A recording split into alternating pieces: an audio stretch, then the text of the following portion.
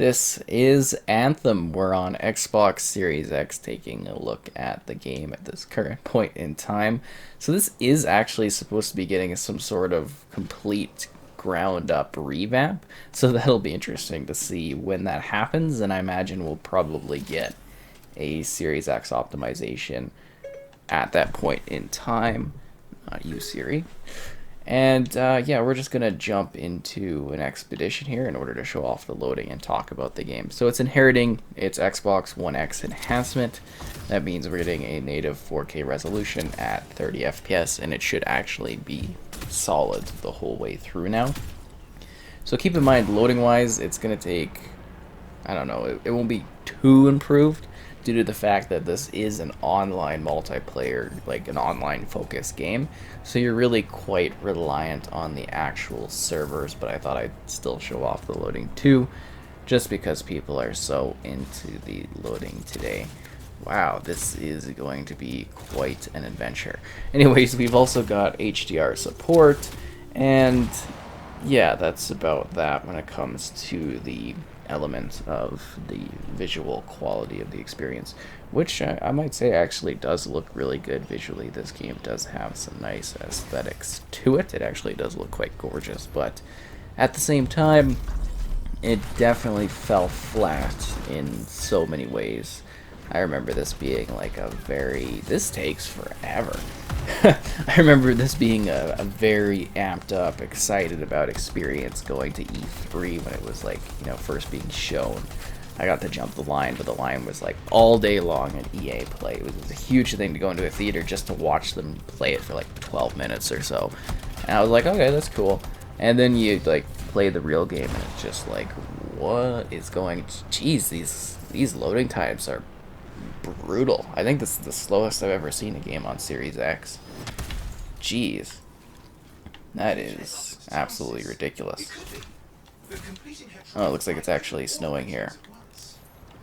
Anyways, this is Anthem. I remember like the hype for this game being unreal, that this was going to be like the intense thing, because this is supposed to be EA's sort of, I guess you could say, competitor to Destiny was the idea. And instead, this kind of really hurt, I want to say, Bioware quite a bit. And it's not something that people really talk about today. If you get the gist of what I'm saying, is it's, it kind of died out really entirely. At least I think so. But other people are playing it, so that's kind of interesting to think about, I suppose. But yeah, so you got these like kind of open world areas, and then you do quests, and gotta be honest, the missions themselves really weren't that interesting. Like, I can't even really recall the narrative. I know you go up against some sort of magma thing towards the end, but the gist of it is the world, that these people reside in has had better days. You're going out in these javelin suits because you're these special pilots. And what you're trying to do is basically deal with all of these enemies and stuff, and yeah, you're fighting back, and it really, really was not that memorable, quite honestly. And yeah, I could see why it kind of died out like it did. Now, the cool thing is it's supposed to be like so multiplayer focused, so you can jump in with others and have a good time doing like the missions and stuff. That's seamless matchmaking. But you play with others, and it's really not that exciting, and it's very linear in terms of the story, and I don't think the missions you did were very exciting, and it didn't have too much content to it to actually keep you engaged. I mean, it does look gorgeous. Like, visually, it's really quite cool. The suits are well done. The characters, I think the characters were quite repetitive too, that you're fighting. But I liked the scenery, the setup. I think the premise and the idea of it was quite interesting, and it's definitely something that got a lot of people really excited about the game and hyped into it. And then when it came out, I don't think there are too many other cases of a game sort of just falling as flat as this one has, because you don't even think of anybody, like, nobody talks about this game anymore. And I think another funny part of that is I actually didn't even consider doing this one. Like, the thought of it never crossed my mind. I thought of doing things like Viva Pinata and like Fusion Frenzy and stuff, which I've recently been doing before this one even came to my mind. It was just because somebody made a joke about it recently, and I was like, Anthem? That's something I haven't heard of in a very, very long time. Huh. So we're just kind of doing one of the, I guess, open world type activities that you can see in action. I don't really have anything like story-wise that I'm working towards. I guess this was also pretty buggy and stuff when it came out. But I am genuinely curious about what their goals are when they're looking at, I guess, revitalizing this one. Because you got to remember that they are, they are looking at, you know, redoing it, I guess, almost from the ground up, I'm hearing. Not, like, totally from the ground up, obviously. You're not going to scrap all of this stuff. But they're going to try to salvage what they can of the experience, which I think sounds kind of interesting.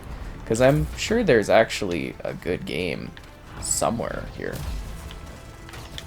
Did they, like, sorry, just actually really getting slaughtered here. This is not good. I've fallen and I can't get up, but... yeah, did they find it? No, obviously not. What is the good game in here? I'm not sure, but I think there might be one. I think, like, environmentally, character-wise, in regards to the looks of the characters, I don't think the story is anything special, but I think there is something in here that might be worth showcasing, right? Like, I don't know, it's got some neat movement to it. I like the gameplay. I think I gave it, like, a very, like, solid rating. Now, you might think of that word as being something different, but it's really just like an okay game. It's something you play and then you move on from, which is a problem when it's supposed to be like a games as service, something that you spend, you know, a lot of time playing. And I'm actually a little disappointed that they're doing like a snow thing here, because the game does look a lot, like, it looks nice with the snow, but it looks a lot lovelier with the, because it's usually like a very tropical type of area, I think. I don't know if tropical, but... you know, it's a very green, very, like, watery area, and seeing it right now, I don't think really does it quite justice. But yeah, I hope you're seeing, like, visually, it's actually just, you know, quite delightful to look at. I don't think the loading should have taken that long. That was absolutely ridiculous. I don't know. I do not know why this area took that long to load. But it's kind of cool. Like, it's a bit of an RPG thing, too, right? Oh, geez, we're falling, and I can't exit this stupid menu. But yeah, you know, it's got this like neat sense of scale to it, and all these different places you can visit and battle in, and you know, it had some quests. I wouldn't call the quests very interesting, but you know, it had them, and there was, I guess, a sense of a mystery in this one. Again, it was just like really did not come together in a way that I think they were hoping it would, or they were thinking they could just launch it sort of lightly and then later on come in and add content over time. But I think nowadays there's a lot more expectations with the actual games as services, because we've seen quite a few of them where they come in very boldly and they just expect players to embrace them. And that obviously has not been the case for a lot of titles, and we're seeing that over and over again, where you've really got to come in with like a stellar amount of content to the point that you're just absolutely shocking and surprising players. Very few games can get away with like a light amount of content when they're trying to do this sort of thing. But yeah, you just kind of fly off into all these neat areas, and you do all these little, well, it's all neat areas of the space and all that, but you know, this is pretty expansive, I guess you could say. We've been flying for a while, but usually you'll also like cool off your suit using the water, seeing that like the cooldown there, so it's kind of neat. I did like that mechanic, but obviously with the snow it's a little bit of a different dynamic. It's just got some good ideas to it. You did some like boss battle type things with creature stuff, and I know that doesn't describe it the best, but it's just really not that memorable. And I want to say one of the most easily forgettable games I've ever played, just in terms of how bland it is. Like, you look at the suit though. Like, the suit is so cool, and you can like customize your suits, and there's different types of suits, and you know, that element is really well done. And obviously they've got like a lovely art direction here. I don't think they necessarily had the backing of an interesting story or dynamics, like, you know, content wise, or I guess you could say story-wise to really keep people intrigued or interested in what this is. Because you don't really, I don't remember any of the characters or anything from this game at all. And it's not that old of a game either. It really, really isn't. I mean, I guess if you find it interesting, you could jump in here and you could, you know, jump in here and you could play the story content. You could be like, okay, well, that was okay. And then you just move on, right? You could do it like that if you were still intrigued by what this game kind of has to offer. I think that could be a way to do it. Or the other thing on top of that, maybe kind of waiting to see what exactly they're going to do with their big supposed rehaul that's happening, because I think that might be neat. And I would hope with that rehaul, with the next gen consoles, that we would be able to get 4K 60. I would assume that would be a goal that they could achieve, considering it was running at 4K 30. Not perfectly well, but, you know, it was running at that, so I think that's kind of impressive, at least for the time. Because I still think visually this one's got a... It's a stunner, you know? It really is. You gotta give credit to games where they're due, and, you know, art direction-wise and stuff. They've definitely hit the mark.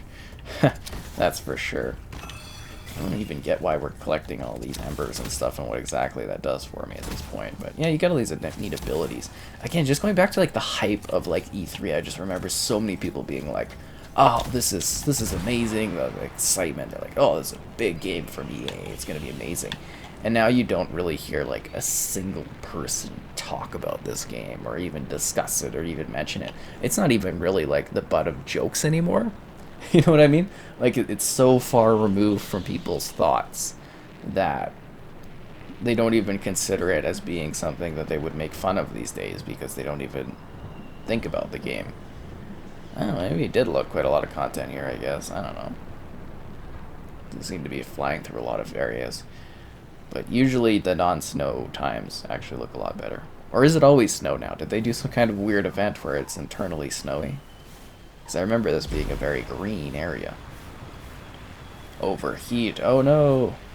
Definitely not a very good pilot. That's for sure. You think the snow would internally keep... or... not internally. would forever... eternally keep my engines cooled. That's what I was going for. Because it's so cold out, you think the... you think it would just be, like, cooled, right? But... no, definitely not the case. I'm assuming going down there is where you would die. But yeah, they really didn't hit the mark with this one. And I don't have much else to say. Like, the combat and stuff really isn't too thrilling. It's kind of a little bit bland at times. And I don't even think the sense of mystery was really too exciting either, past, like, jumping into this world and seeing it. They would really have to do something pretty extensive in regards to story content, and maybe also some kind of getting players back into the game with like a little bit of a story or something. In case, well, because you've forgotten, they could call it, to get you engaged with what was going on. They'd have to, like, again, really rehaul the story and create some kind of compelling extra content that you could work together in groups to do. Something I think Destiny started to become a little bit better at. Because, again, this was supposed to be like a direct Destiny competitor. I think it was even called a Destiny killer at one point or something, but yeah. Definitely did not work out. Are we shooting stuff here?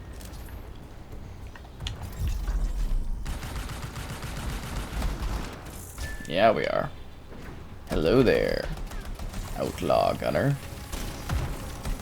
I don't know if we're actually supposed to be fighting this, or somebody else is doing this thing, but just kind of in here shooting stuff. We might just leave it. But that's really all I have to say about Anthem. You know, I forgot about the game. That's the biggest thing, is that literally it's completely gone from my mind.